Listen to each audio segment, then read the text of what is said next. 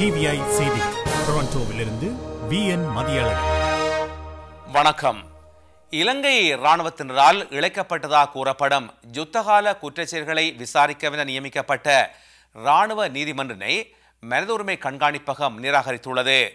நியூயோர்க்கை தளமாக கொண்டு இயங்குகின்ற மனித உரிமைகள் கண்காணிப்பகம் சர்வதேச அழுத்தம் ஒன்று உருவாகியிருக்கும் வேளையில் அதை தாமதப்படுத்துகின்ற ஒரு யுக்தியான கண்துடைப்பே இராணுவ நீதிமன்றம் என விவரித்துள்ளது.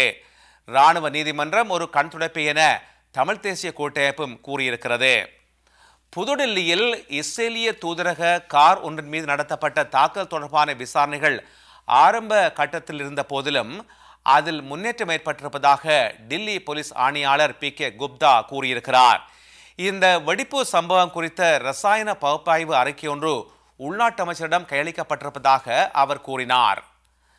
சீனா அதன் விசேட தூதுவராக மூத்த ராஜதந்திரி ஒருவரை சிரியாவுக்கு அனுப்பி வைக்கிறது. சிரிய பிரச்சினைக்கு முடிவொன்றை எட்டுவதற்கான அனுசரணை பணிகளை துரிதப்படுத்தும் ஒரு முயற்சியாகவே விசேட தூதுவரை அனுப்பி வைக்க சீனா முடிவெடுத்தது. சிரிய ஜனாதிபதி பஷார் அல் ஆசாத் பதவி விலக வேண்டும் என கோரும் ஐக்கிய நாடுகள் தீர்மானத்தை சீனா வீட்டோ செய்ததை அடுத்து மேற்குலக நாடுகளும் அரபு நாடுகளும் சீனாவை வெகுவாக கண்டனம் செய்தன.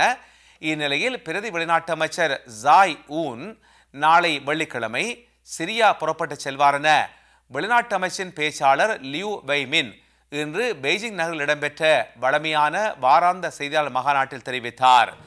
விரிவான செய்திகள் TVIயின் செய்தி அறிக்கையில் இடம்பெறும்.